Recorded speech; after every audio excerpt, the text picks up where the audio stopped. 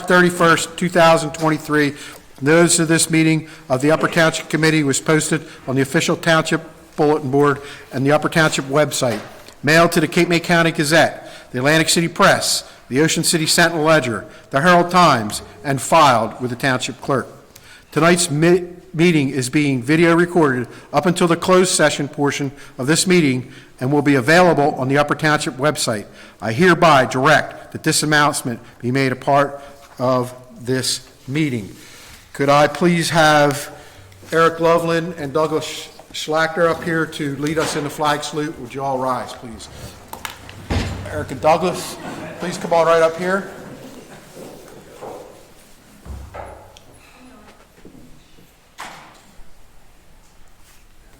That's all the way up right into there. Turn around and face, well, you can face the flag. I'm sorry, face the flag. Go ahead and lead us in that flag salute. Allegiance to the flag of the United States of America and to the republic for which it stands, one nation, under God, indivisible, with liberty and justice for all. You guys can go back to your seats. Thanks. Would you call the roll, please? Present. Present. Here. Here. Here. Your pleasure on the minutes. Move that we approve the minutes from March 27th, 2023, both regular and closed session. Can we just Separate them. separate them? Sure. Here. Yes. Make a motion that we approve the minutes for the regular session for March 27th, 2023. Second. Would you call the roll, please? Abstain. Yes. Yes. Yes. Yes. Now I make a motion that we approve the closed session minutes from March 27th, 2023. Second. Would you call the roll? Yes. Yes. Yes. Yes. Yes. Thank you. Report of government body members, and we'll start with Mark Pankos tonight. Thank you, Mr. Mayor. I just saw you not too long ago. Yes. We had the honor of attending the primary school's annual Bubbles for Autism Day. I think it was well attended, and the kids had a great time, and it was for a great cause. Just a reminder that the Department of Public Works is going to start brush collection on Monday, April 10th, and loose leaves on Wednesday, April 12th. If you have any, please have your items curbside for one pass-through. Collection will start in Beasley's Point and work its way south. That's all. Very, very good. Thank you. Deputy Mayor Hayes. Yes, sir. So I just want to report that we had a smashing success with our Easter egg hunt this Sunday. I want to thank our recreation leader, Larry Cole, for once again planning a great event for our community. I'd also like to thank Barbara Grund and Sarah Steiner from the Township employees coming to help that day. The Easter Bunny, obviously. Thank you, Mr. Easter Bunny. You know who you are. And I'd also like to thank Senior EMT John Britton for his presence on that day and also being the personal escort for the Easter Bunny.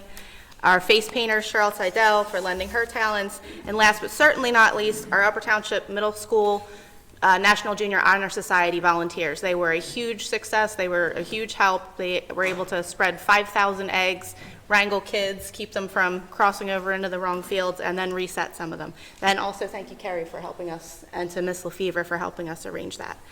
So now we're on to our next big community event, which is July 4th. Unfortunately, this year, the purveyor that we've used for fireworks in the past is not able to accommodate us, so you'll see a different name on the agenda tonight as we move forward looking at contracts for fireworks. Myself, our recreation leader, and Chief Ed Carter from Tuckahoe Fire went and watched a demonstration last Thursday from Serpico, who was the only one, I think, at this point who's responded to our bid. But actually, they had some new and interesting things that there were going to be. It's a pancake-style firework that would be in addition to the traditional ones. So it'll be a little bit of a more interesting show for the people who are on the field in Amanda's Field. So more to come on that. We also are moving forward with the bike path project with the county. They continue to move full speed ahead with that. They will be hosting a hearing. They would like to have some input from our community. So it will be April 19th. From 6:30 to 7:30. It will be online via Zoom, but we will also do some streaming here in Town Hall so that if you don't have access to the technology to be able to log on to the Zoom, you can come here and participate, hear what they have to say, and give some feedback. And last but not least, myself, Mayor Newman, and Committeeman Knappen had the opportunity to go and speak to our second graders at the primary school after they had finished their unit on government. So I just want to thank the second grade teachers, particularly Mr. Newman over there, for setting that up and giving us the opportunity to come and speak. The other Mr. Newman. The other Mr. Newman. My favorite Mr. Newman. Yes, thank you. And that is all I have. Thanks. Curtis. Thank you. The American Legion Post 239 is going to be having a grave marking ceremony on May 6th at 11 a.m. at the Tyler Road Young Family Cemetery. And they have asked for, there was an article in the newspaper asking for any descendants of Henry Young to come forward. So they are actively looking for descendants of Henry Young. I gave them a few names. I happen to be one. So it's. You gave him your name? I gave him my name. Did you remember to give them your name? My grandmother was a Young, so a descendant. So Maternal or a paternal? direct descendant. What's that? Maternal or paternal? Through her grandfather on her mother's side was a Young. So it's. But I'm a direct descendant of Henry Young. And then what they're doing is he was a Revolutionary War veteran who served under Captain Willits, and the cemetery had fallen into disrepair. And they have restored the cemetery and works with the DAR and the SAR and a few other organizations. So it's should be a very nice event. So Okay. that's all I have. Victor? Good evening, everyone. Echoing a few of Mrs. Hayes' commendations to the township, Government Day was especially fun for me to attend. My son is in second grade, so getting to see him in the front row and engaging with all of the students at Upper Township School was great. They asked us some hard-hitting questions. They really did. They were engaged the whole time. They were more excited about government than some of us, I think. And then the Easter egg hunt, I was also there as a guest. One person, who was on the bullhorn at the That's Easter Larry egg? That Cole. was Larry? That's our recreation So, leader. Yeah. He was able to somehow have, there was about 200 kids just chomping at the bit to run out there for eggs. And he kept them at bay. He was doing Simon Says and everything just to get that clock right. He had more fun than they did, I'm pretty sure. He was awesome. It was an ice cold, blustery day. The township came out strong, and those are the type of events I love to be a part of. So that's it. Thank you, Victor. I also echo both of my colleagues' sentiments on it was a second grade class at the Upper Township Primary School. And not to bring my son up again, but he controlled those kids with a clap. I was amazed. That was the best thing ever. They have some sort of secret clap or handshake they do, but it quieted them right down. In any event, when the first kid came up with the answer to, I think it was one of Vic's questions, can anybody name the three branches of government? The first kid gets up and says judicial, and I'm going, wow, I don't even know how to spell that. So here we go. I digress. Here we go. A couple things I'll talk about tonight. First of all, as many of you might have heard, that there was a pretty devastating fire on Tyler Road over the weekend on Friday night, where a family lost most of their possessions. The house was, I think we were able to keep most of the house intact. The garage is burned away. We had, obviously, the smoke and water damage is extensive everywhere else. And there are some GoFundMe pages out there. If people have reached out, the neighborhoods came together for them. They have two small children, and they both go to See the Future preschool. I did receive notice or an email from, actually a forward of a text, that one of the children had, their oldest child, who is now 6, had been in a couple of our fire prevention programs and took the lead on getting the family out of the house as best he could as a 6-year-old, and knew what to do, and that was very heartening to them and all of our fire prevention programs, which is a great thing. That's what we're out there for. All the emergency services on the scene did a phenomenal job. All the Upper Township emergency people were there. All 4 fire fire departments, our division of EMS, and our rescue squad.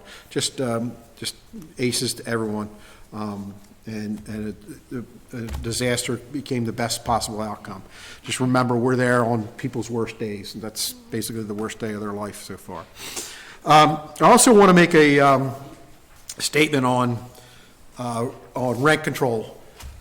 We want to talk about, and I'm not talking about the ordinance that is going to have the public hearing tonight.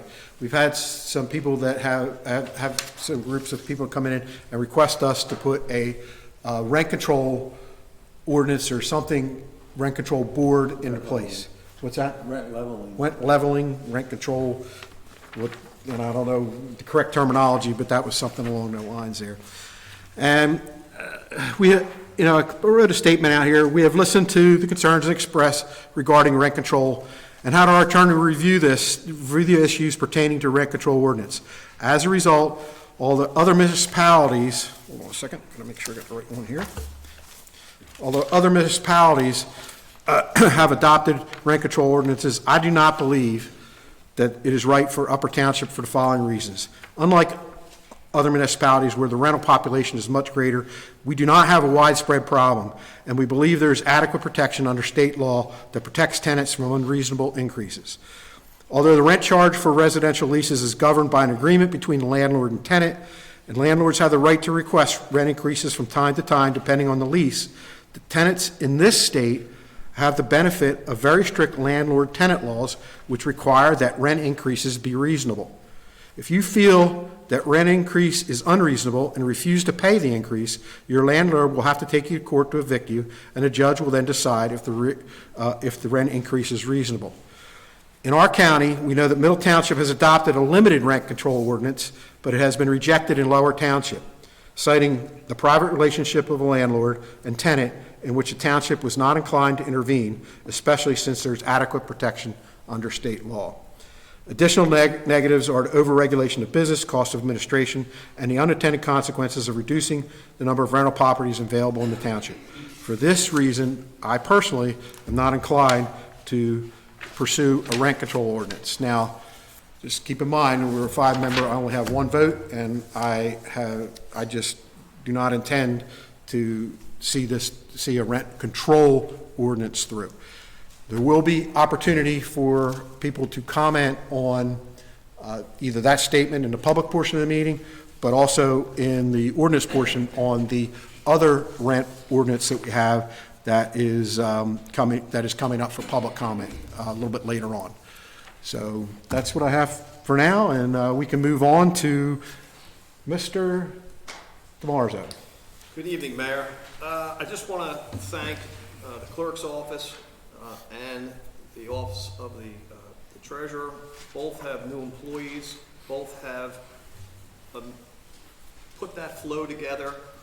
Mr. Monzo's office now on a schedule relative to reviewing agendas, getting the agendas finalized, and getting them published. And you're seeing that through the helm of Mrs. Heron. She has truly been fantastic. So the officers are both coming into focus now, and the focus, sometimes you don't see it, but you see it in the documents that you have and the documents that we present. So both of these ladies, thank you very much. Thank you so much. Mayor, I also want to just vent some of my frustrations that I've had over the past week or so. So intermingled in this particular community or state, county, local roads, and it keeps the public guessing. And it keeps me guessing as well. And then I'll call the county or the state to find out who those roads are. And what's happening is the guessing from the public is okay. But I'm getting guessing from various state agencies that are giving misinformation to the people. And those state agencies are not just people on the street. They have credibility, and they have a level of expectations that they have some insight, and they don't. And so managing this misinformation is becoming difficult for me. And I'm asking the board, perhaps you can touch base with some of the higher state level entities for me and clarify that they do not been sitting in the meetings. They have not been sitting on the boards. They do not come to the meetings and ask questions. And so I'm left with questions from the public that have been misinformed by the state, and they run with those questions. And it's very, very difficult for me to manage that. And you have given me the freedom and the support to be very transparent and to answer almost every question that comes in to the committee in some form of written sense, just as we doing tonight with the rent ordinances and the power generation plants and what's going on, anything that we can give. But it is misinformation from this level is very, very difficult. And I'm hoping that perhaps the board can reach out to those agencies and put an end to some of the misinformation and the guessing that they're transmitting to the public. I feel better, Mark. That's all I have. What would your suggestion be for us to do, or how would you like us to go about handling that? Now, I know we had an inquiry from a resident, because I was concerned about that and tasked you to handle that, and we then tasked our via email, which is very, very. Yes, and so when, being the investigative kind of guy I am, when I drilled down as to where that information came, it came from that office, it came from the senator's office, and it's Okay. wrong. And again, that office gives a level of credibility to their statements. And it's unfortunate because then we had to go back to 4 or 5 volleys back and forth. Well, he said this, and he said that. Well, that's not, we can't answer to what they said and what the answer is. What the answer is, perhaps maybe the mayor's office can contact the senator and remind him that if he's going to make a formal comment relative to something that's going on in Upper Township, perhaps he should touch base with you or the deputy mayor or one of the committee and memorialize what that statement is. All right, so this, I just want to dig a little bit deeper here for the general public's knowledge. It was an inquiry from a resident that resident reached out to a state office, got an answer that was contrary to what the correct answer is, and you remedied it. How do I think we contacted our redevelopment attorney and got the proper response. So half of it was about the energy generation credits, and we placed that document into the email and to the response relative to what this community still receives, and there is no reduction or even suggested reduction of those energy credits. And the second is that the township had some sort of power that we don't have to do certain things, and that's incorrect as well. And you're right. And then what we did is we got the same presentation that Mr. Mallory gave, the same presentation and the releases that we give to the press, and then we memorialized that into a formal email, which is written, presented, you can read it, you can hold it. That's the position of the township. And the resident has that email, correct? He did, and he was appreciative because the two opinions did juxtapose so differently. Thank you. Is there anything else, Gary? No, that's all you're. Joanne, you have anything more? I wanted to congratulate Rosemary Trout on obtaining her certified municipal registrar certification. She took the classes in record time and passed, and now our registrar office is full running, so. Awesome. Good. Thank you for doing that. Congratulations. Thank you, very good. I saw that email, very good. Tony, I'm sorry. I have nothing there, Thank thank you. you. Paul? I have a few things, thank you, Mayor. First, to follow up on Deputy Mayor Hayes' comment regarding the bike plan meeting. Just so there are registration information on the township website for that. So for the Zoom, you have to register, and then they'll send you a link for that registration. So there is information on our township website on how to get that, as well as a link to the SJTPO's website that provides more information about the project overall. The next thing I'd like to make an announcement, the county asked me to make this announcement for them, that the Historic Preservation Office is having a meeting to determine the future and moving forward of the replacement of the Marshallville Road Bridge project. As everybody's aware, the Marshallville Road Bridge has been closed for well over 10 years. I don't know the exact, but I know it's well over 10 years that it's been closed to vehicular traffic. And the county, at the request of the residents in the area, is not trying to reopen it as a vehicular bridge, but just to reopen it as a pedestrian bridge. The unfortunate thing is, that that bridge is listed in the historic district of Marshallville, and so it's on that list of historic type structures. It's actually one of the last types of bridges. It's a Coney Truss Bridge, and it's one of the last few standing bridges of that type left in the state. So the Historic Preservation Office has had a hearing and determine how to preserve it, how does the new plan meet those preservation aspects. And that meeting is on Thursday, April 20th. And again, there's information on the township website on that. Again, is also, you don't have to go to Trent for that meeting. You can attend that as a virtual meeting, and that information is on the township website. The next item is we received last year a grant for from the BPU, or the Board of Public Utilities. There was a electrical vehicle tourism grant to provide grants to provide electrical vehicle charging stations that were kind of in a tourism nature in an area. We did receive that grant last year.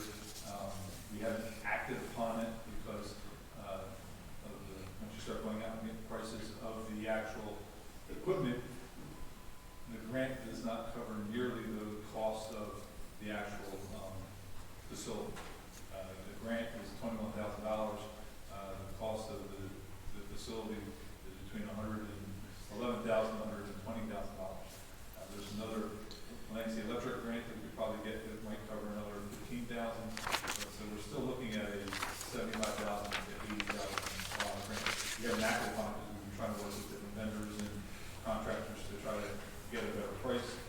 However, we are running up on a deadline that if we want to keep the grant active, we need to kind of make a request for an extension to keep that process moving forward. So I just want to find out if the committee did want to file that extension while we continue to try to find whether additional funding sources or, evaluate our future budget on, if we can accommodate that kind of cost to provide an electrical vehicle charging station. Paul and I, and Deputy Mayor, you were on that Zoom where we asked for the ROI, and they have not responded with any kind of numbers relative to what we can recapture based upon the grant. Yeah, part of that conversation was shrinking the size, the scale, maybe, fewer stems than what we had originally planned to decrease the cost. I'm hopeful that we'll be able to find something that's more financially reasonable. I forget what the number was on that original project that would have been our portion, but it was. But you're talking, we were starting at around $80,000 was the cost after the rebates and the grant from the state.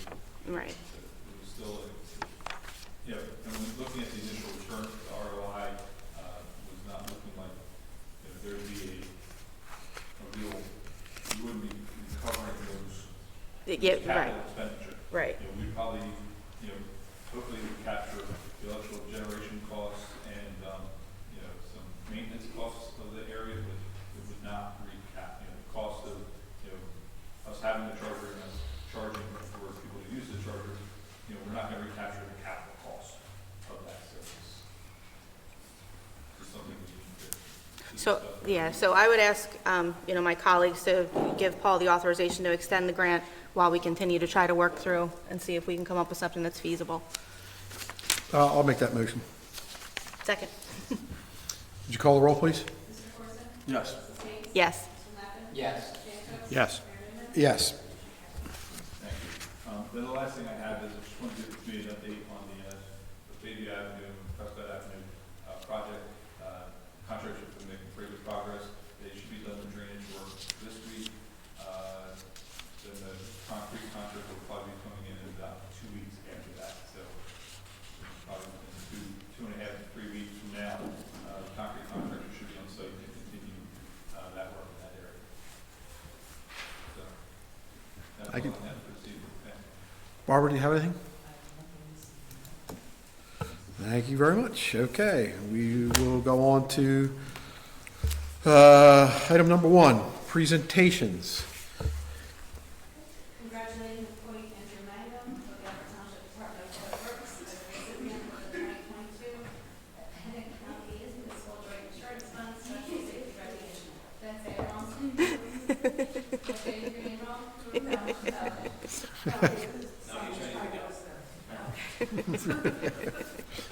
Okay, Andrew, would you want to come on up here? Andrew, actually, come on up all the way up to the podium if you can, and I'll read portions of the resolution. Come on up all the way up there. Hi, Mr. Newman. Why don't you come up too, come on up. around, come on up with that. Nice to meet you. He wanted to meet the mayor and his guy. Are you the Newman? Are you the mayor? Yes, I am. You're the mayor? Yes, You're the actual mayor? Yes. What You'll about be good. tomorrow? Tomorrow? Who's the mayor tomorrow? I should be the mayor tomorrow. Okay. Wait, why did the lights just flicker? No, I think it's fine. All They're right. taking pictures. What's your name? Andrew. Andrew as well, okay. All right, Andrew, stay right here. All right. Let me have a look at this too. Okay, this is from the Atlantic County Municipal Joint Insurance Fund in recognition of your outstanding efforts to keep the citizens and employees of Upper Township safe. This is the Senior Safety Director Award winner, the only one for the year, might I add, from a very large Atlantic and Cape May County Joint Insurance Fund. So is it another county? There's probably a couple other counties involved in there too as well. But it's the only one that was given out in a 3 or 4 or 5 county area.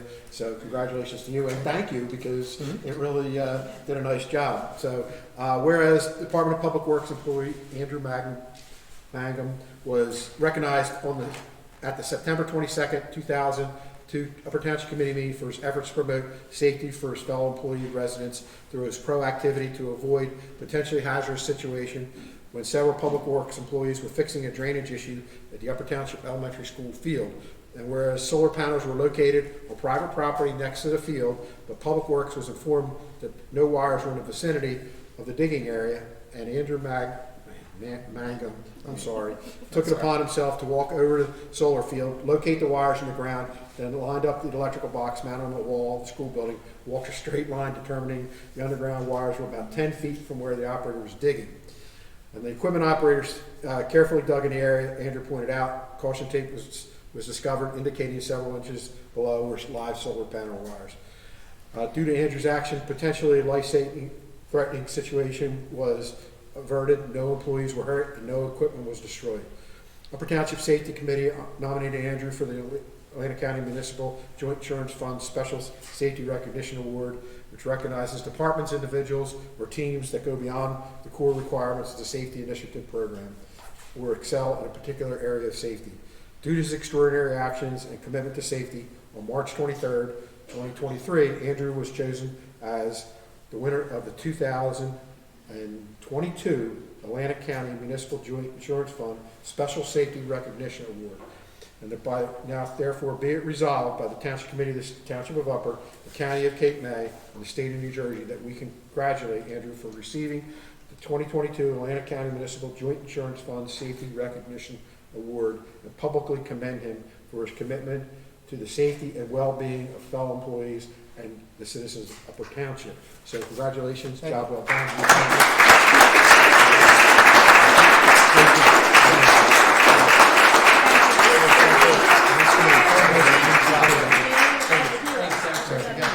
Thanks, Nice to meet you, committee.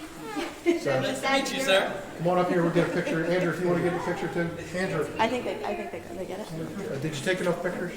We get them? They got a lot. I think we got them, right? Okay, we'll do it one more time. One more time? There you go. Just doing a picture.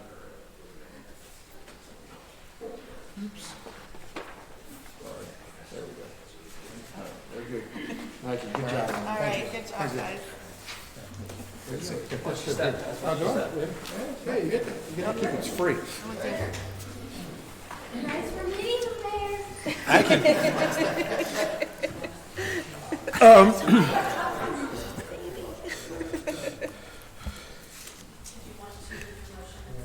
Yeah, we should do that too.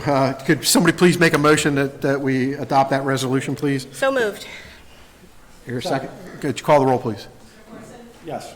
Yes. Yes. Yes. Yes.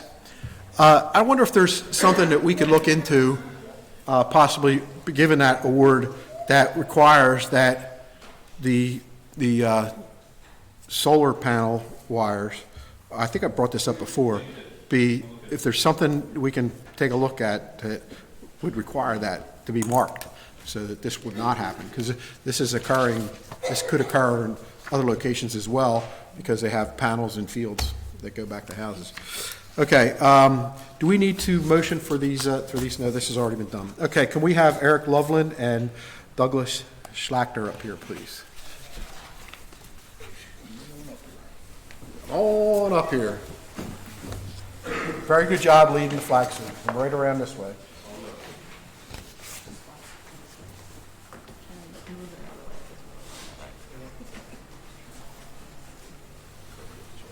Eric and Douglas. There you go. Yep. Now, these are, come on over here, stand over here. Great job. Great job. Good job. Good. Turn around. Stand right here. Right here. Let me hold one of those if I could. So, these are Upper Township Certificate of Commendations. This is something that we just recently came up with. Thanks, Joanne, for coming up with these. This is a little bit more appropriate than a resolution, I think, that we'll be awarding to Hour of Light winners and some other type individuals to do. These two individuals received the Hour of Light. Deputy Mayor Hayes and myself were fortunate enough to be able to go to this ceremony. Did a very nice job. It was a couple weeks ago, and we're happy to present these to these two young gentlemen for getting the Hour of Light, which is the only award that can be worn, Cub Scout award that can be worn on the Boy Scout uniform. Am I correct? All right. Thank you very much.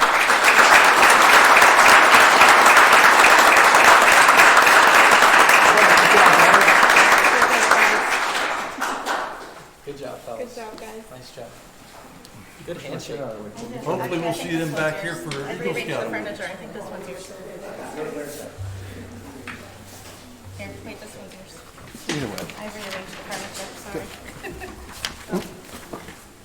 Yeah, read that, I found it.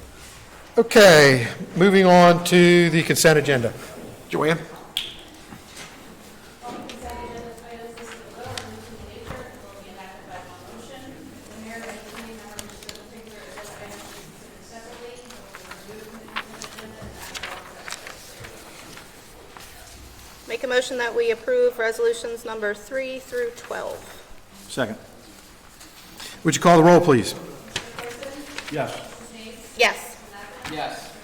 Yes. Yes. Number 13, resolutions to be held separately, accepting the bid and authorizing the execution of a contract with Allen Valley Restoration Corps of Marlboro, New Jersey, for the project known as replacement of roof for historic structures to a cost of $55,052. Paul?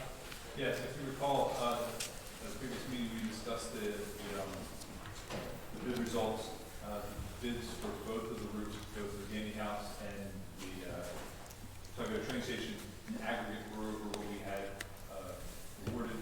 We had received some grant funding from the county for both those projects. We went back to the county and asked if they might be able to give us some additional funds to help cover those costs. They said that they could, but we would have to resubmit and do that as a full application. So what we've done here is we did have sufficient funds with our municipal bond and the county grant to do the Gandy house. So I would recommend that we proceed forward and award those bids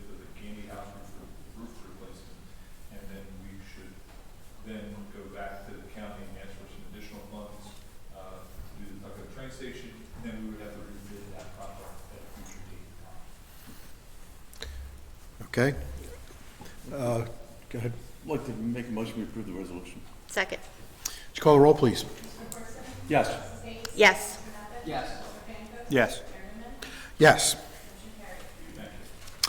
Okay, go ahead. Number 14, public hearing and final adoption of ordinance number 5, 2023, an ordinance amending revised general ordinance chapter 15, section 2, dredge soil of the Code of Upper Township. Okay, this ordinance basically establishes, has to do with dredge spoils coming in Upper Township and allows us to charge a certain fee via resolution, which we'll do, I'm assuming, at the next meeting, and we'll set that fee.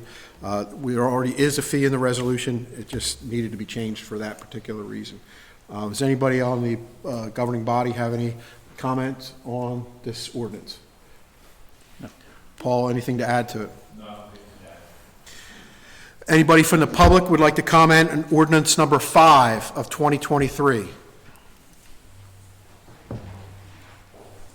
It's only ordinance number 5 of 2023. Okay, hearing none, I'll close the public portion of the meeting and accept the motion to adopt it. Move we adopt ordinance number 5 of 2023. Second. Would you call the roll, please? Yes. Yes. Yes. Yes. Yes. Number 15, public hearing and final adoption of ordinance number 6, 2023, an ordinance vacating a portion of Pennsylvania Avenue within the Township of Upper, County of Cape May, and State of New Jersey. Paul, if you could brief us on that, please? Yeah, this is a unapproved section of Pennsylvania Avenue located in Tuckahoe section of the township. It's not needed for any public purpose, and it was made at a request of a property owner that actually owns property on either side of this unapproved street, and they're hoping that once the street is vacated, they can consolidate both of their portions of the property into one.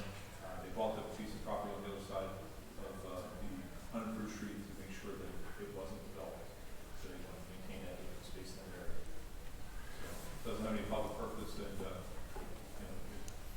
better to put it back on the tax rolls for that purpose. Okay. I'll now open it up to the public. Anybody have any comment on ordinance number 6 of 2023, an ordinance vacating a portion of Pennsylvania Avenue? No public comment. I'll close the public portion of that, and entertain a motion to adopt. Make a motion that we adopt ordinance number 6 of 2023. Second. Would you call the roll, please? Mr. Corson? Yes. Mrs. Hayes? Yes. Mr. Nevin? Yes. Jankos? Yes. Bergman? Yes. Motion carried. 16, we have a public hearing and final adoption of ordinance number 7, 2023, an ordinance vacating the lands, block 414, lot 39.12. Paul? This is an old drainage easement that was maintained on the back now when the property was originally subdivided. It was contemplated that the drainage was going to be needed because of additional lots being created along this area. However, the lots, Pinelands restricted the number of lots in that area, and instead of like 8 lots being created in this area, only 2 were created on 2 25-acre lots. So that drainage easement is no longer needed, and that property owner that kind of had that area underlying that area is asking that vacation of the old prior drainage easement be extinguished, and it is no longer needed for drainage purposes. Thank you. Anybody from the public like to comment on ordinance number 7 of 2023?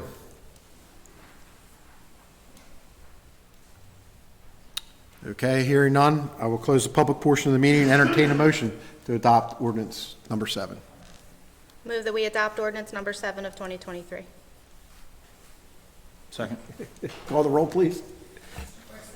Yes. Yes. Yes. Yes. Yes. Number 17, public hearing and final adoption of ordinance number 8, 2023, an ordinance amending revised general ordinance chapter 4 of the Code of Upper Township at section 4-6, entitled rental housing. Okay, is anybody, go ahead. I believe legal might have insight, or are we tabling this, or what was the? Well, I think that we have some people here that would like to comment on it, and I'll let the board make some comments, and that's why we're looking for public input. Understood. So that Just will, wanted to make sure it didn't proceed too far before yes, we yes. So, Mark, you have anything? No. Curtis? Not at this point. I think you still got to sit. Yeah, Mr. Monzo and I spoke about this. There's some new people in the room, but not me, but a family members own property that would be impacted by this ordinance, so I'm going to continue to abstain from voting on this issue. Nothing at this time. Okay, one of the reasons that we're holding a public hearing is we want to get some input on this particular ordinance. There are some reasons for it, but we also want to make sure that we're thorough and we don't have any unintended consequences. So we want to make sure we get it right and get it correct. At this point, we want to get a little bit more input from the public, and I feel that this ordinance will end up being tabled and moved, and it probably be either changed somewhat or substantially, and will have to be reintroduced. But we would like a little bit of the public input anyway. We're going to remind you that you got to keep your comments to 5 minutes, and that's what is in our rules. And if anybody has any comment on ordinance number 8 of 2023, you're welcome to come up and speak about it now. My name is Scott Phelps. I live on Route 15 in Petersburg. This ordinance 8, it's intrusive. Okay. If you're talking about going to someone's home that has been there for a year, 2, 3, 4, okay, you know, I can understand the in-between renters. Listen, I rent two properties. I rent a retail property, okay, commercial property, and a home. This is my home. Nobody's coming in my home, okay, without my permission. This section here, free access, the township and its agents are hereby authorized to make inspections and to determine the conditions of a rental unit. You ever heard of the Fourth Amendment? Okay, New Jersey, that's the Article 7 of their Constitution. And their article of their Constitution says you cannot enter a person's home. It is protected just by like the Fourth Amendment. You cannot enter a person's home without a warrant. I am a renter by choice. I was having a conversation with somebody in the hallway and they go, "Oh, you're a renter." Not going to mention any names, but you heard a comment there. Mm-hmm. Okay, that doesn't make me less. I grew up here. Okay, I raised my children here. I volunteer here. It doesn't make me less of a member of this community. No. Unlike some people. Okay? It's a violation of the amendment. You can't just enter somebody's home. Okay? That's all I have to say. Oh, no, that's not all I have to say. You know what? I mean, this is putting tourists over residents. We're not Ocean City. Okay? This is basically telling the people that own land, own rentals, to go to short-term and get rid of your long-term ones because you'll make more money. The only people that are going to make money is the township because you have background checks that they have to pay for. At minimum, it's going to be 12 background checks for each property, okay? Because you can only, it's 31 days or less. Then you have credit checks. And then they're going to have to pay for each inspection in between tenants. Okay? The only one that's making any money from this is the township. They're not going to make any more money doing short-term rentals. I've been with my landlords between my two properties almost 11 years. Okay? I just re-signed my commercial property for another 5 years. And I plan on re-signing my home. Okay? It doesn't make me less of a member of this community.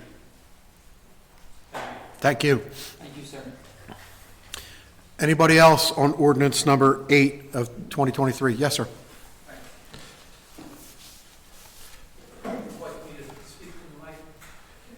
Yes, yeah. I'll get to a meeting before I show up. Can you move that mic over? Well, we got this. Oh, maybe there, yeah. Thanks. Reach us.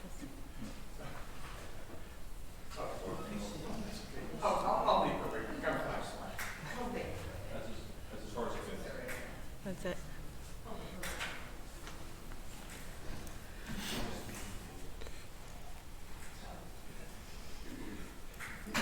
Good evening. I think I distributed to most, but perhaps not all of you. Mr. Quinn, just for the record, you need to state your name Yes. and your town of residence. Yes. My name is Rich Quinn. I have a house in Stratford. I think I distributed to most of you, if some of you does not, if any of you doesn't have it, let me know and I'll get a copy. This is just a summation of the comments I'm going to make. I have a suspicion that you all rightfully probably get sick and tired of hearing from people from Stratford, and I'm yet another one of them. But I wanted to make a couple of comments, and unlike the prior speaker whose emphasis was on constitutional matters, in the brief time I've been aware of this ordinance, which has only been about 24 hours, I tried to examine because I thought our property was indicative of many properties in Stratford, what the economic effects of this would be. And if you have the piece I distributed, which looks like this, rather than going through all of the points I was going to make, I just asked you to direct your attention to the very last couple of comments on the first page. What I did was I looked at the requirements for habitation and basically concluded that the house we own and rent regularly through the summer, which is 100 years old, which we've owned for 40 years, and previously the persons from whom we purchased it had owned it for about 30. We've always considered it to be a property that could be occupied by 8 people. Sir, is this a property you rent to other people, or you live in the property? We rent it to others. Thanks. We occupy the space during the summer about 3 weeks. We tend to spend about a month in the spring and fall doing maintenance work on the property. It's on the ocean, so it gets back. In any event, since the time we've owned it, which as I said was 40 years, the property has always been advertised as being able to be occupied by 8 people. The property is entirely conforming. There's no issues about basement usage or any such thing. But when I went through the math that was contained in the proposed ordinance, I determined that the property could only sustain occupancy by 3 people. As a rental property, if we're reducing the occupancy from 8 to 3, we're effectively reducing the value of the property by 62%. So what I would ask is that this ordinance be closely re-examined. Take a look at constitutional issues, take a look at economic issues, but I think it really needs quite a bit more work. I'm not going to take any more time. I think the piece that I submitted to you all was reasonably comprehensive, and you can just read that over. I certainly don't have the answer here, but I think the approach that I took, coupled with the constitutional approach, could kind of inform you with the review. Thank you very much. Thank you. Thank you. Thank you. Is there anyone, by the way, who didn't get a copy of this?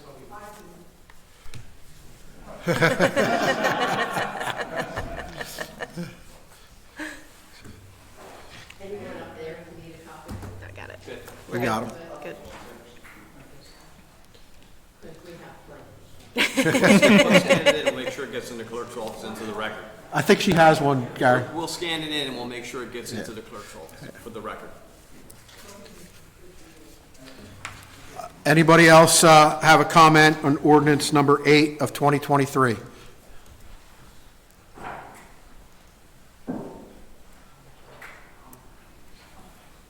My name is Lisa Carr. I'm a neighbor of this place. So my family owns a home at 33 East Webster in Stratford. And we've been there for over 55 years. And I have some of the same concerns that he does. I would like to say that I'm a member of the Improvement Association, that I did work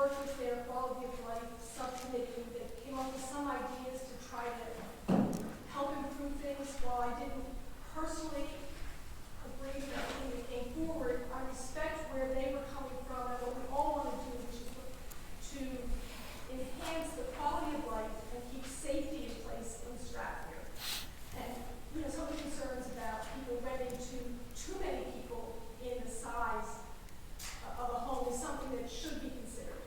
But I have concerns about what you put forth, and I don't want to take a tremendous amount of time tonight regarding that. But like Rich said, our home, I'm not even trying to understand how many people I could live in, to be brutally frank. Based on what you were saying, the size of the living room was, or the dining room, and the kitchen. I don't know. We rent to 6 to 8 people. Could I still do that? Couldn't I? I don't know. Also, you're talking about having people come in and inspect the homes. I think, if I read it correctly, every week, as I have a tenant changeover.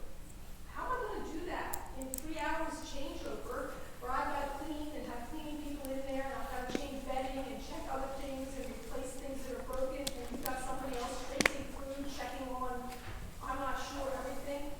How do we accomplish that? Is it practical? So I'm not asking you to answer that tonight, but that's a concern that I have. And then I mean a little bit perhaps to the other gentleman, I don't remember his name, who talked about constitutionality.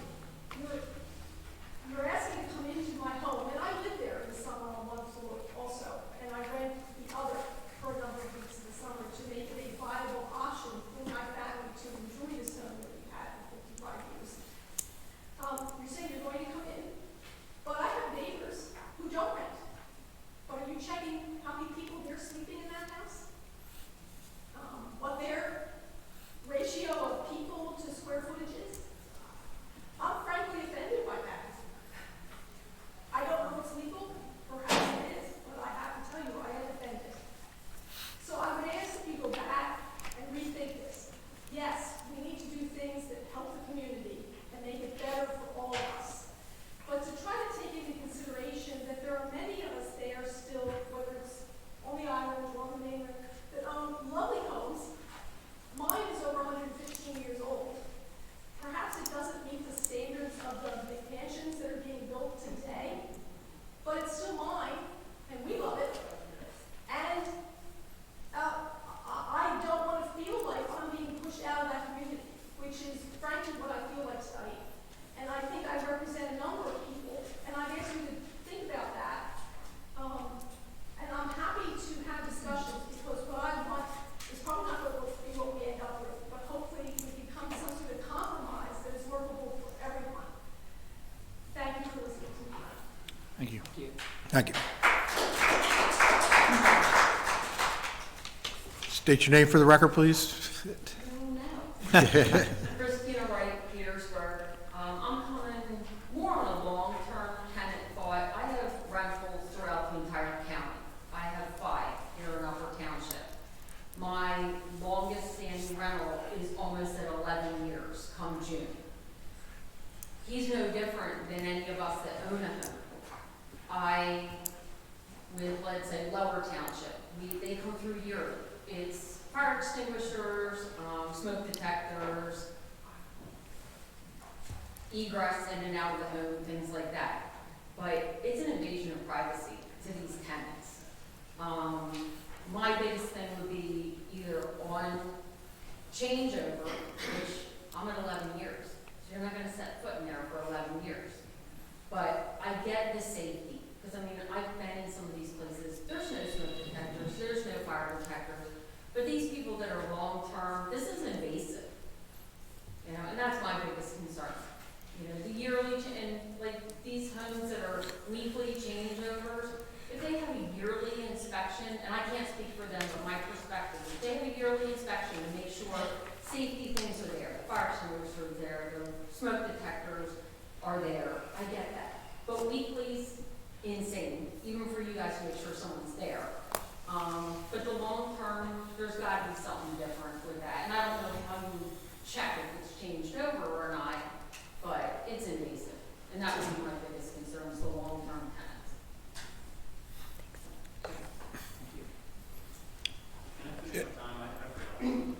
I think, yeah, Let's see if there's anybody else yeah, first. we and just then- have, if anybody else has anything. Good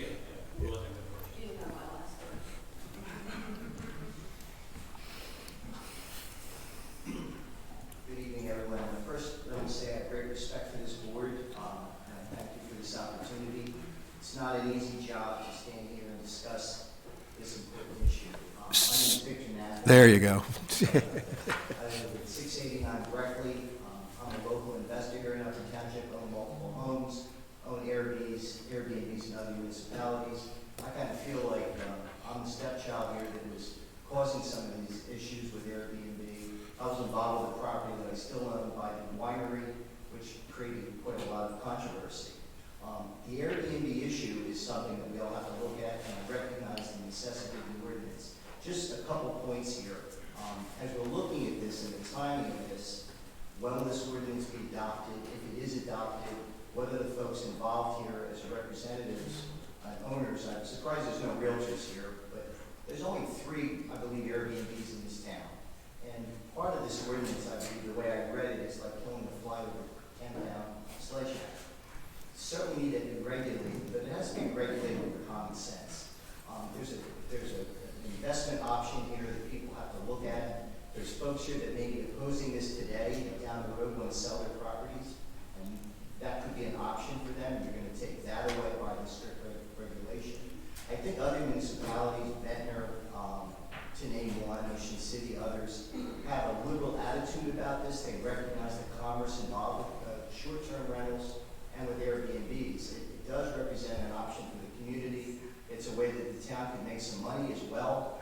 And the Airbnbs are self-regulated, and that's really important because they grade the individuals that are renting as well as the folks that are renting, as well as the folks that own the property. So it's very important for everyone to consider.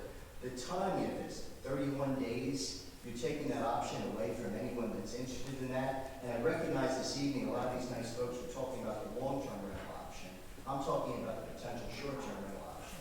One of the positives from Airbnbs and short-term rentals is folks take these properties. I know I took our property. They spend a lot of money investing in upgrading that property, and there's no impact to the township. Quite frankly, it's the reverse. My property is not going to add, respectfully, any children in the school system. We're going to maintain a separate operation. If I put a long-term tenant in that property, $1,500, $1,800 a month rent, they can bring 4 or 5 kids into the school system at $15,000 a kid. And I just think, as we look at this ordinance, it's going to take some time, I believe, for everyone to understand what it really means. And Jay, I appreciate what you said earlier, that we're going to table this a bit for more conversation.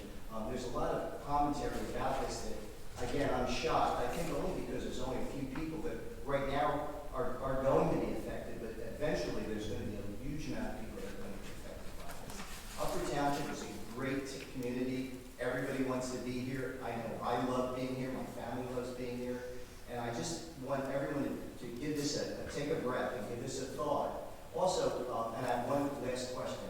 The timing of this, because all of us, and a lot of these nice folks I listen to in Strathmere, when will this take effect? Is there something that you could tell us, well, this will be September 1, or this will be in 2 weeks? What are we supposed to do now with our properties? Is this in limbo? Can we move forward, or can we not move forward? So I think one of the things I'm going to request this evening is, as we look at this, is there a timeline where you think this would come to place? Can we start to rent? Can we change our tenants? We really don't know. So that itself is very important for us to understand. Thank you very much. I totally appreciate the opportunity. Anybody else from the public who would like to, sorry.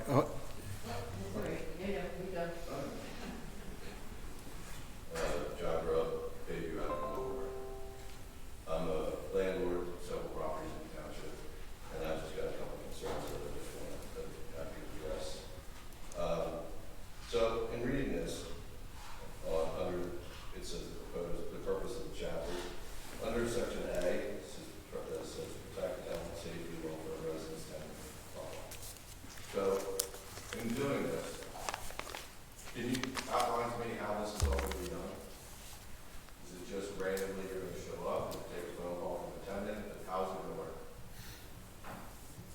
Not that, we're not going to, I know you're asking a question, but Well, we kind of, I'm trying to get to a point, so I mean, Right. if you guys have an idea of how this is gonna play out, it's gonna play into how.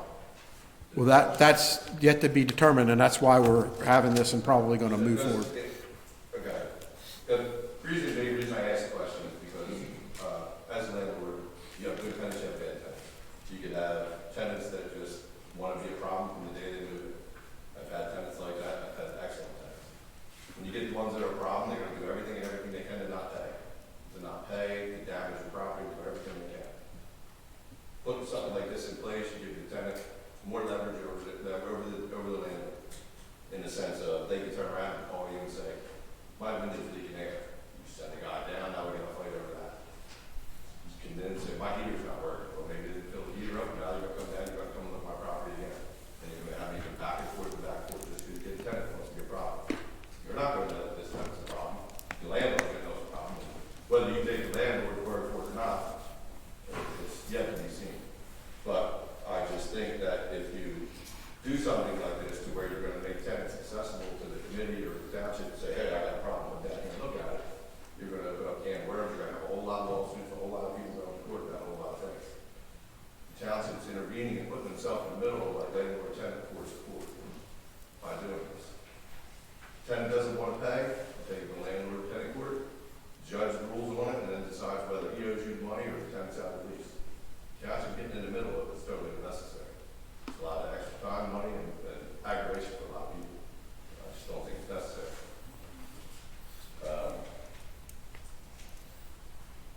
My other question is, why were the campgrounds, hotels, motels, and things like that exempted from it? They're regulated by the state right now. But So- even though they're regulated by the state's not gonna come down and inspect them every week or every other week when they're turned over or anything like that. So, I mean, they would be subject to more people, more issues or anything, so I don't understand why the township wouldn't include that. If they're gonna do an ordinance like this and say, okay, look, we're gonna just do it across the board, that's all there is.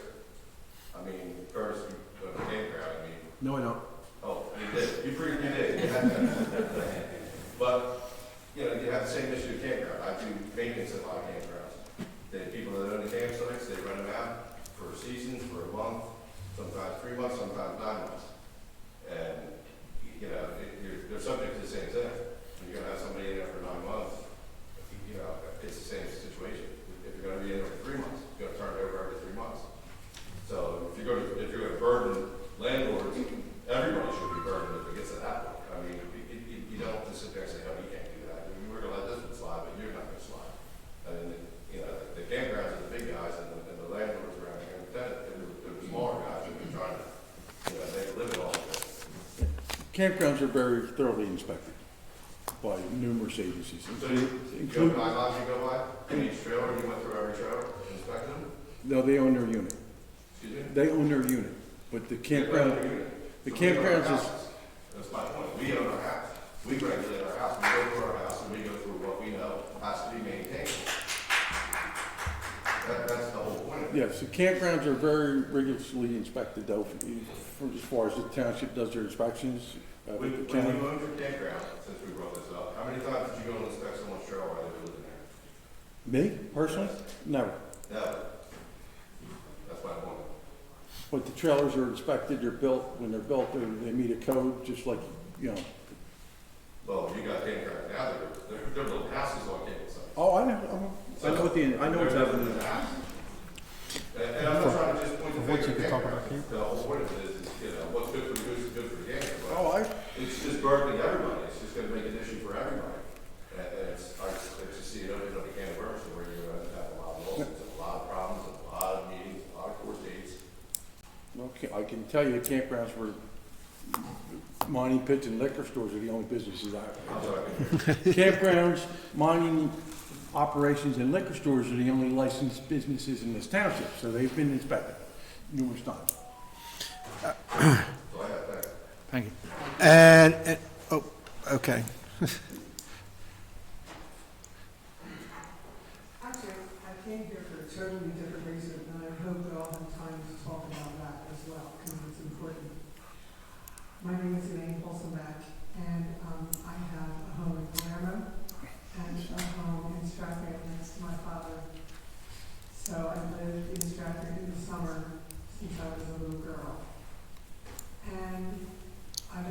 Sumner Road.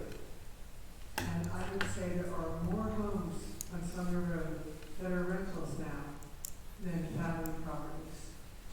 And no one there is concerned about the rentals. Everyone is quiet, everyone is well behaved, everyone respects the properties.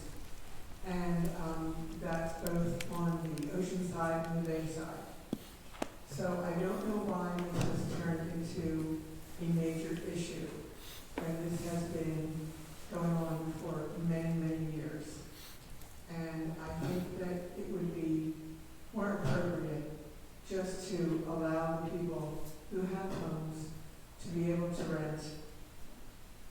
Our home is 120 years old in Strathmere, and between my family and my husband's family, we have a lot of company. And I don't see the difference between the company that we have and the renters. It's still a lot of people in a home. And as long as their behavior is acceptable and there's no, loud music or parties or whatever, I think we should allow these people to rent the homes that they've owned for many years. Just my thoughts. Thank you. Thank you. Anybody else?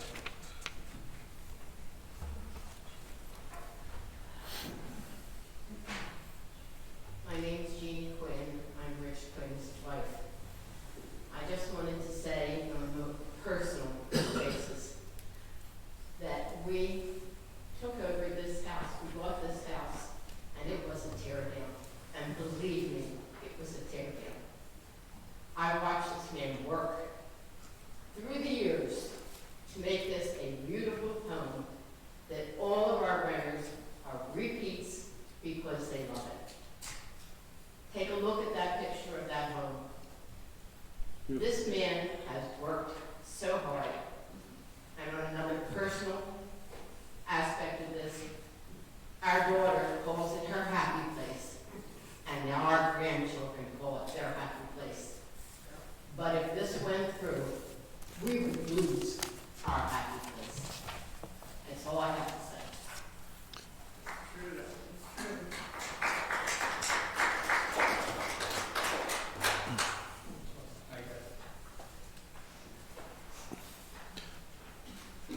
I'm Harry Haberman, 57 West Catherine Ave.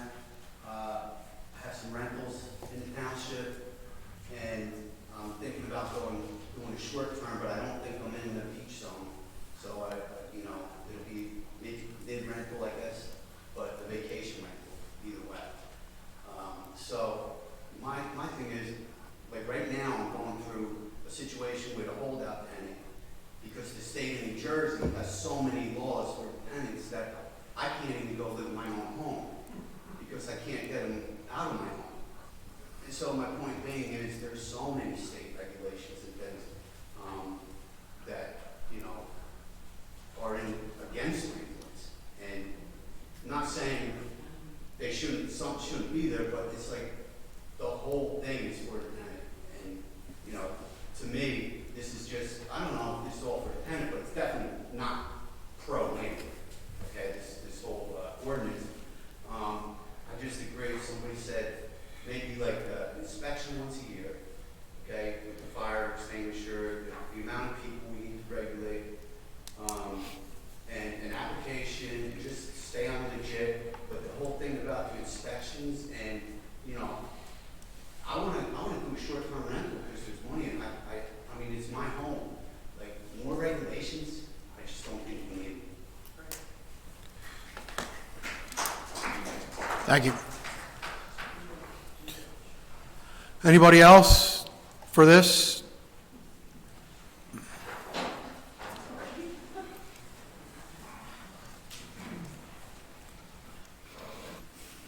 Janice Call, Strathmere, New Jersey. I'm the president of the Strathmere Improvement Association.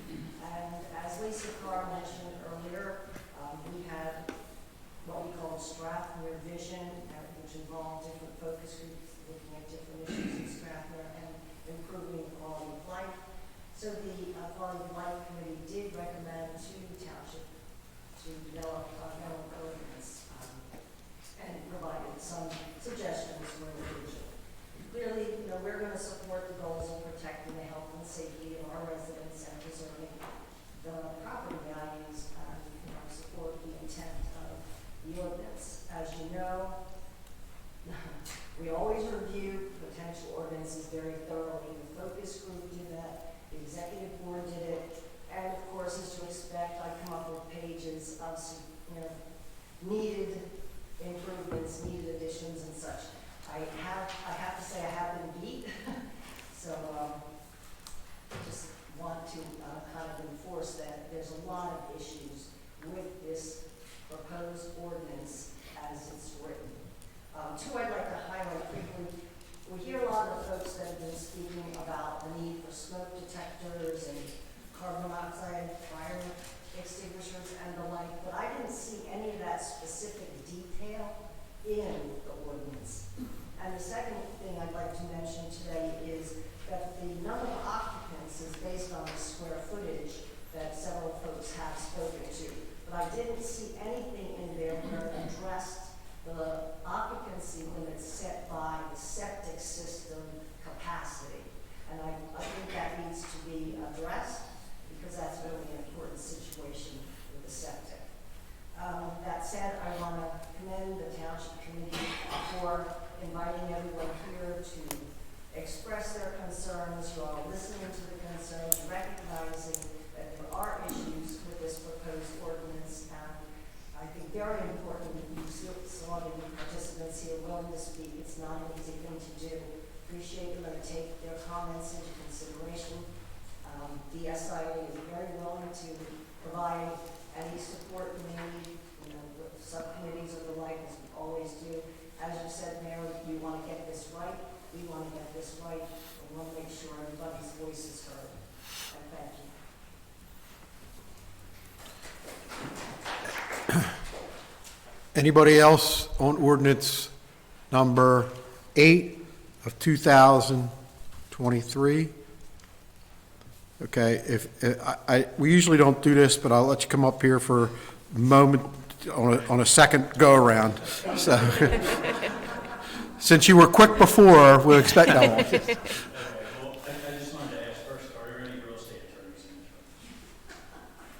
Okay, my ex-wife is a real estate paralegal, and the way lease works is the leasee, renter, okay, they actually assume ownership of the property until the end of the lease. So they have a right to say who does and doesn't come into their home.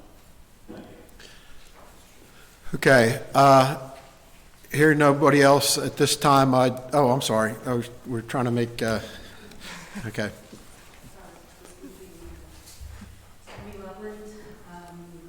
I guess the only thought that I had was that, okay, there's a couple thoughts. So, right now, when you purchase a home in Upper Township, to get this certificate of occupancy, you're just looking online that there's working fire smoke detectors and you're issued the certificate online, correct? I don't necessarily know that that's the case right now. The state of New Jersey comes in and does the smokes and fires here, okay, right now. Sometimes it was at one time left to the homeowner to certify, so. Right, so from the several purchases in Upper Township over the last decade, I guess, I believe that was the case. There was no It used to be the case, ma'am. But what the problem that they had was people were just scratching their name and certifying it, so they said, yes, whether it was correct or not.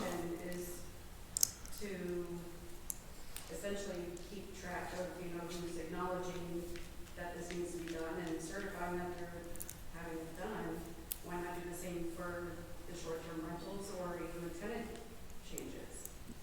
That Instead of doing the in-person inspections, which is an invasion of privacy. that would be probably the owner, okay? Right. Yeah, Exactly. yes. The owner would certify that this stuff is. Well, Or the realtor. or the realtor, or the or the division of, if we have the division come in here, and there would be a cost to that, obviously, if the state comes in here and does it.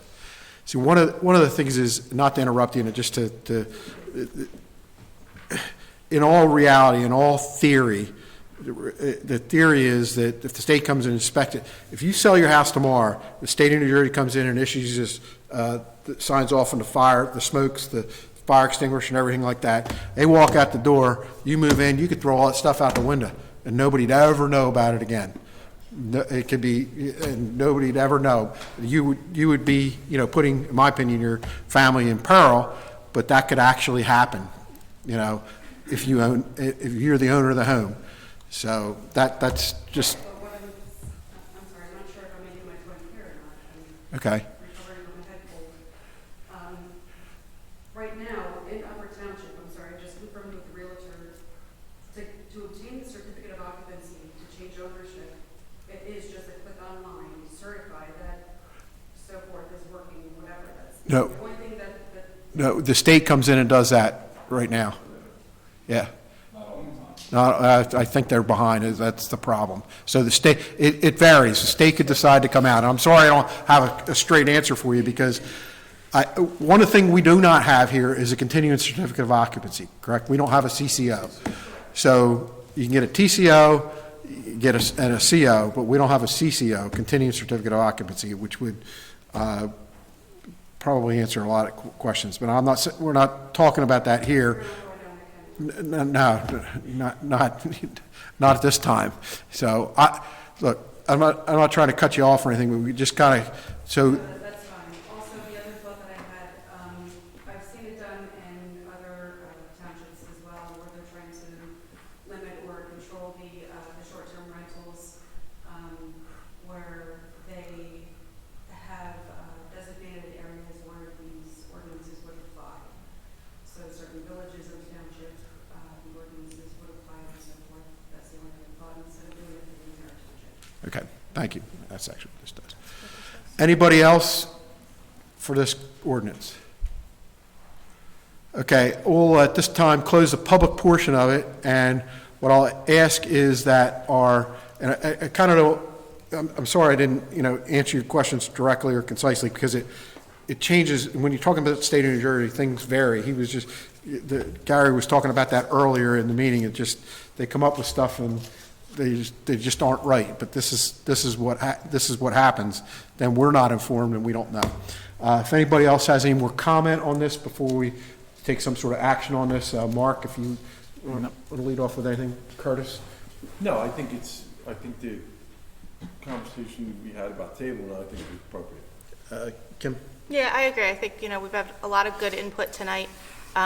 This has been through the planning board, a subcommittee at the planning board, kicked up to us, but I think that it was important to hear from some of the landlords and property owners out there about their concerns. This original discussion came from neighbors of some of these properties that they felt were disruptive.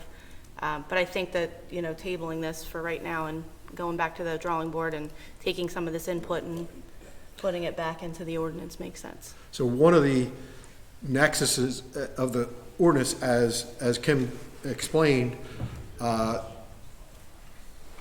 personally thought it might be a good idea from the public safety aspect, and a couple people said that, including you, Tammy, and that is obviously a concern of mine. I've been in several residences where there is just absolutely total disregard for any kind of public safety that were rented out. There was rooms that were cut up. We had one residence in which a car ran into the house, and it was structurally unsound. And I think we had to evict like 14 people out of it. And this was, to remove them. And this is kind of the stuff that we're renting in there. This is kind of the stuff that we're up against in the public safety field. We had one with a boarded over window. Yeah, one with a boarded over window. There's One total. catch fire and almost kill 5 people. Yeah, there was a fire, one down there. There's a boarded over window was boarded, one on fire. Fire too, as well. I think it's important to talk about. It's interesting to me that everybody sort of had ideas of how this was going to be instituted tonight, because really, you talk about unintended consequences, Yep. and we're looking at the policy at this point. The policy, what makes sense for the township, Second phase, as we've talked about so many times, is how is that instituted? So I don't think it's anyone's intention to have inspectors going into properties weekly, or, I mean, first of all, just from a logistical standpoint, that's impossible, right? There's no way that we could ever make that happen. That's unfeasible. There's no way we could even make that make sense. You know, and again, like, you know, we had one resident talk about a tenant for 11 years. You know, again, does it make sense for us to be going in there every year? Does it, you know, so those are things that we need to take back and talk about. But at this point, there's no, you know, additionally, you know, the idea of putting it in certain zones for short-term rentals, that is something that we've already done in this ordinance, is taking it, we're trying to move those short-term things from residential areas. We've had complaints about neighbors that there was vacation-type homes with wild properties that were bothering, you know, they felt were disrupting their neighborhood and had the potential to decrease their property values. So, I mean, I think we need to just have a broader conversation and maybe bring in some other members of the public, you know, some landlords, some real estate agents, you know, would make Okay. sense. I, at this point, would, go ahead, Tony, I'm sorry. To follow up on what Deputy Mayor Secretary said, I think there may be some misunderstanding because the short-term rentals are only restricted outside of the districts of the resort commercial, the Marlboro Town Center, Waterfront Town Center. So Strathmere would be allowed to have short-term rentals under this ordinance, for instance. And the other part of it deals with life safety issues which apply to all rentals. I do appreciate the comments, and I think we can work with that and get some changes that would be acceptable to the committee as well as to the public. Thank you. At this time, I would like to make a motion that we table this ordinance for further discussion. Second. Would you call the roll, please? Yes. Yes. Yes. Yes. Yes. All right, thank you very much. Thank you to the public for, We will have more public session. yes, we will have more public comment coming up in a little bit on general public comment. All right, next item, Joanne, please. Oh, your pleasure on the bills. I hereby move that all claims submitted for payment at this meeting be approved and then incorporated in full in the minutes of this meeting. Second. Would you call the roll? Yes. Yes. Yes. Yes. Can't hear. Yes. Okay, could we have a little bit of, Now we're going to open the public. yeah. Shiloh, no talking. Thank you. Yep, she's ready. She's ready. Taking our dog for the week. Oh, shit. All right, at this time, we'll open the meeting up to the public. This time, once again, we're limited to 5 minutes, and you can talk about anything you like. Most anything you'd like. Thank you very much. Again, my name is Elaine Olsonback, and thanks to my father, we have a home in Stratford, and thanks to my husband, we have a home in Palermo. So we definitely are Upper Township people, and we've lived here for a long time. I have 3 items of dire necessity. Another summer season is near. We must have mowing mats. This is not a luxury, it is a necessity. At every street end, up and down the dunes to the beach. I invite each of you to come to Sumner Road and sit on my porch and watch not just the elderly or the handicapped, but young adults, teens, and children, all struggling to climb that 58-degree incline of soft sand just to enjoy the day at the beach. A 500-person petition didn't help. Citizens begging didn't help. It's time to finally solve this major problem now. Every other shore town has mowing mats. We still don't have them. I know of a person who made a private donation and he wanted it to be totally made toward movie maps. So far, that hasn't happened. Well, that did Yes, happen. it did. The money was spent for Moby Mats. Obviously, they're not out there now. They, yes. Number two, the daily danger of cars parked on both sides of the exit of the bridge is going to end in someone dying. People park, get out of their cars on the roadside as cars speed down the bridge exit.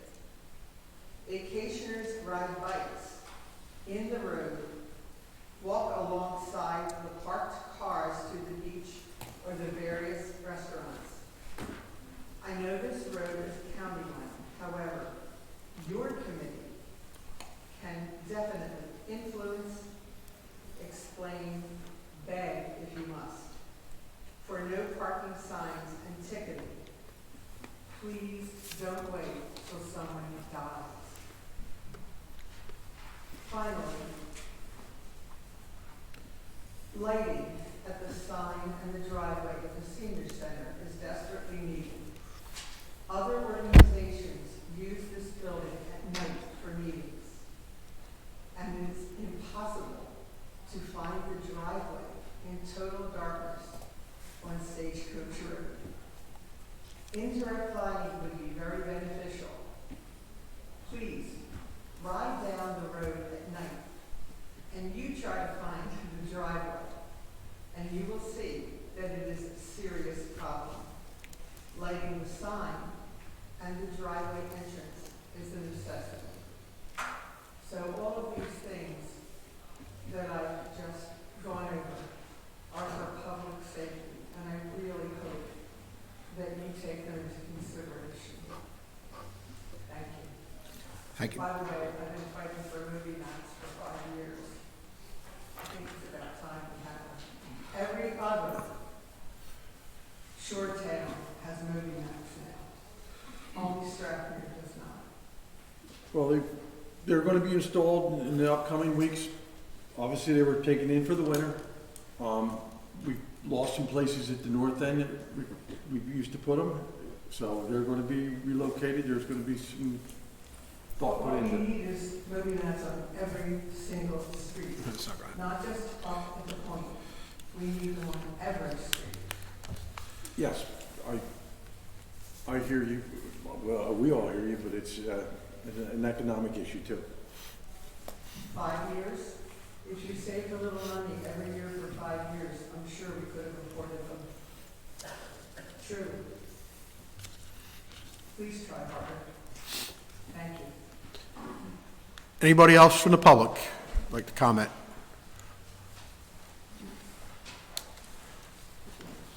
Yes, my name is Keith Jack. I live at 44 State Church Road, Ardmore.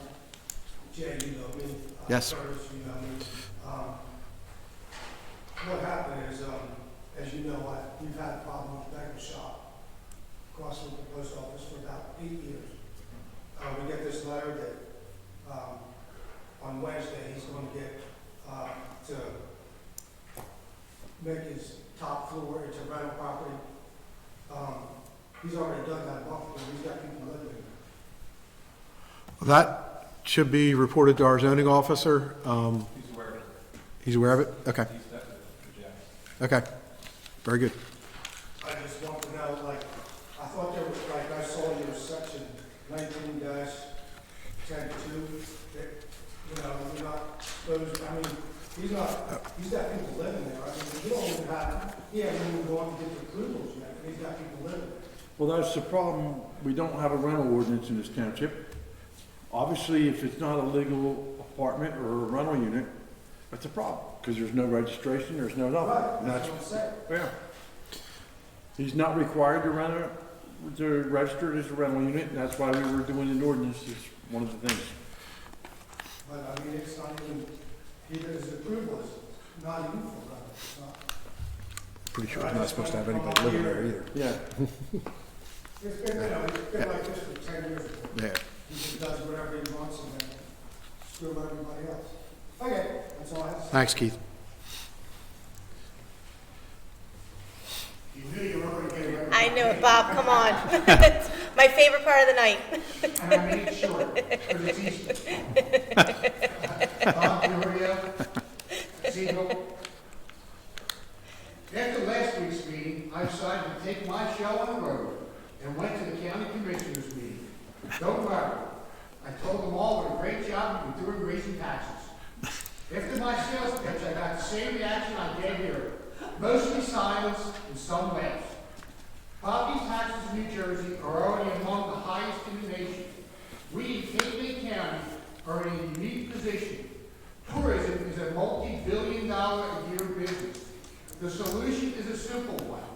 From June 1st to September 1st, place a 1-cent tourism tax, sales tax for every dollar spent in the county. The tourists will still come. Designate the windfall money as a way to stabilize or lower our property taxes for the entire county. Locals would also be pitching in a few pennies over the summer, but would hurt less when we pay our tax bill. Makes sense, doesn't it? I was hoping you might consider passing the resolution that would save us money. Put your 2 cents in and start a trend.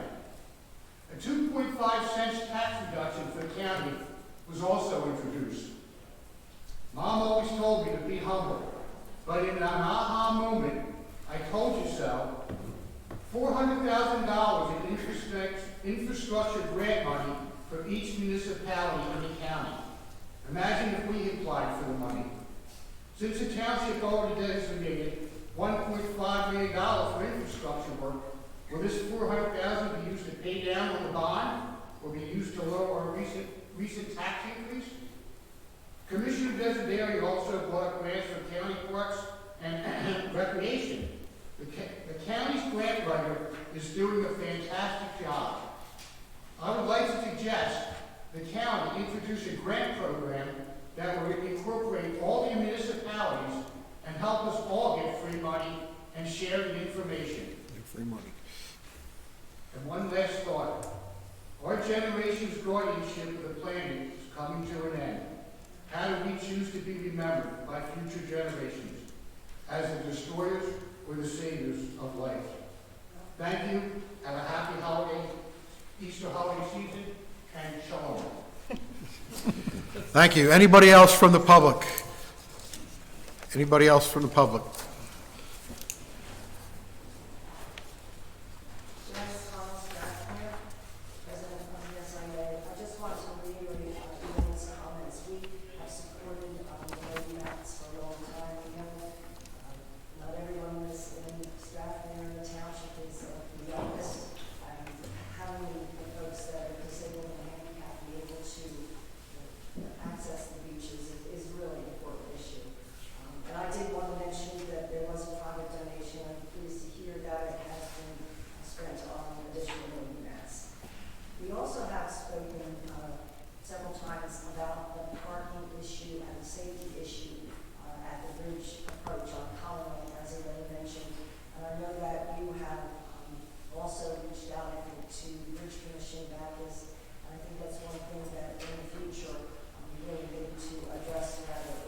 There will be sidewalks put in there, I believe, soon, right? And there is a project going on. I mean, the problem is, when you eliminate parking spots, they go somewhere. They're gonna be parked in front of somebody's house then. So they don't go away, the people. Yes, and I understand, and I did ask Paul about the sidewalk, and as it was supposed to be, I think, completed by Memorial Day weekend. And I was pleased to hear that is, in the works. And to your remarks. The biggest problem along that stretch of highway, I'm very familiar with it, is speed. People need to slow down. I mean. And I also want to say that we did appeal to the county about the speed on the Commonwealth. It's inconsistent depending on where you are driving. Yeah. It's very confusing, and you're absolutely correct. People do, speed. There's a tendency to slow down as you come down over the bridge into Stratford because of all the bicyclists and women with strollers, people with strollers, all that traffic. But I think that there could be another solution rather than just eliminate parking. I think you had gone out there once yourself, Mr. Corson,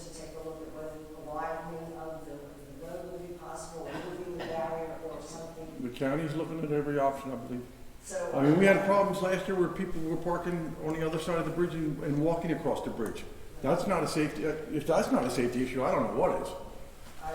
And once again, I just want to reiterate that we support the health, to take measures to support the health and safety of, all the residents and the visitors. I think this is an issue that we will continue to work with not only you, but also the county on. And the last thing I'd like to say is a little plug for the SIA, the Quality of Life Focus Group that I mentioned earlier is sponsoring the beach plum plantings this Saturday, April 8th on the dunes, the Whittier Beach entrance, so it's Saturday, 10:30 to noon. And I want to also thank Paul Dietrich and Craig Reeves and the Public Works Department for supporting that project for us.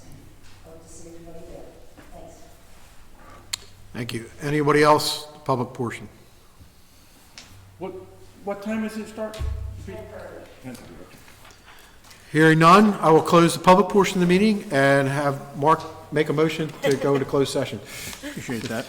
Keep getting longer. I hereby move that a resolution be incorporated into the minutes authorizing the Township Committee to enter into executive session for the following matters pursuant to the Open Public Meetings Act. Number 1, personnel. Number 2, contract negotiations, CASA payroll services. Number 3, contract negotiation, CASA reporting services. Number 4, contract negotiation, fireworks. Number 5, contract negotiation, Daniel Young, special legal counsel. Number 6, contract negotiation, Adam Reeman and Hagen tax map maintenance service. Number 7, contract negotiation, OEM communications equipment on tower at block 560, lot 1.01. 8, contract negotiation, shared services agreement with the Borough of Woodbine. I also included in my motion the estimated time and circumstances under which the discussion conducted in closed session can be disclosed to the public as follows. A, it is anticipated that the matters discussed in closed session may be disclosed to the public upon the determination of the Township Committee that the public interest will no longer be served by such confidentiality. B, with respect to employment and personnel matters, such discussion will be made public if and when formal action is taken or when the individuals involved consent that it can be made public. C, with respect to contract negotiations, such matters will be made public when negotiations have ceased and there is no longer a reason for confidentiality. Second. Call the roll, please. Yes. Yes. Yes. Yes. Taking 2. Timing you. 2.